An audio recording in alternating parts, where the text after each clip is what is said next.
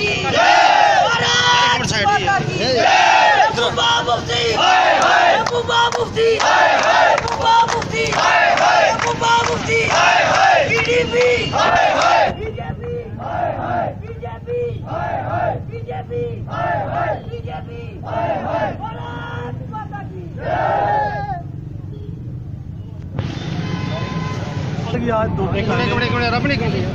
आज घटना अनंतनाग में घटी।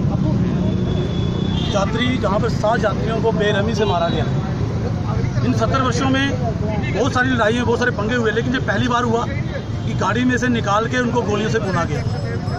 हम सरकार से ये कहना चाहते हैं कि सरकार, हमारे जो प्रधानमंत्री मोदी जी हैं, वो विदेशों की सैर कर रहे हैं, लेकिन वो कश्मीर के जो हालात हैं उनको कंट्रोल करने में विफल रहे हैं। कश्मीर के लिए उनकी कोई पॉलिसी नहीं है। हम ये कहना चाहते हैं कि पार्टी से ऊपर उठ के हम देश हित के साथ हैं, हम देश हित में हैं। हम प्रधानमंत्री मोदी जी ये कहना चाहते हैं, बीइंग 35 पार्टी के रिप्रेजेंटेटिव के तहत कोई पॉलिसी अगर लोगों के लिए गलत आती है तो हम बोलेंगे, लेकिन जहाँ पर देश हित की बात आएगी तो हम अपने प्रधानमंत्री के साथ खड़े हैं।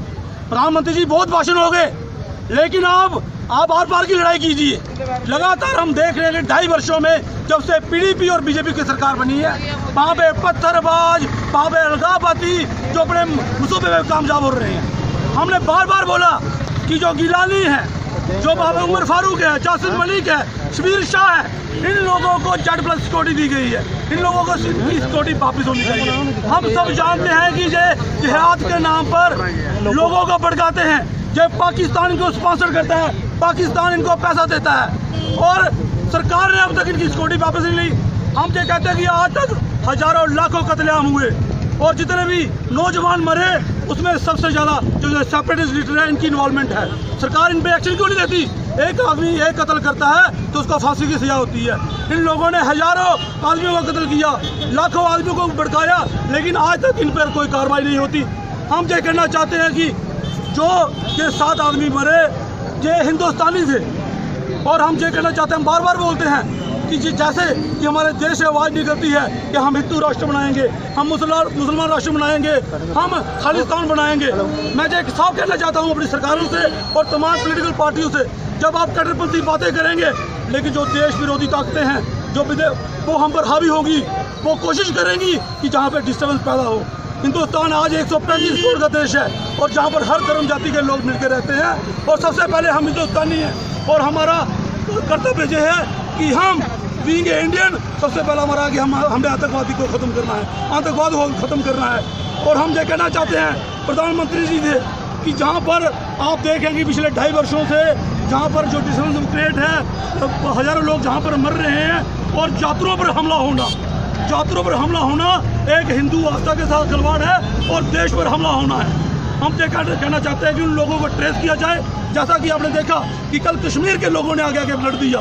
सारे कश्मीर के लोग मिलिटेंट नहीं हैं, सारे मुसलमान मिलिटेंट नहीं हैं। हम ये कहना चाहिए चंद लोग जो लोगों को मरवा रहे हैं। हिंदुस्तान पाकिस्तान बना, इस कुर्सी ने लाखों कत्ल करवाए। हम ये कहना चाहते हैं कि जो तमाम पॉलिटिकल पार्टियां वो लोगों की हित में काम करें, लोगों की फेवर में काम करें, अपने फ़ायदे के लिए लोगों को मरवाए नहीं, अपने फ़ायदे के लिए हिंदू मुसलमान की लड़ाई नहीं करवाएं। और हम साफ शब्दों में पाकिस्तान को ये कहना चाहते हैं कि आप सुधर जाओ। हम हिंदुस्तानी, हम अपने प्रधानमंत्री से ये कहना चाहते हैं कि आप हमें भी एक श्रद्धांजलि दीजिए।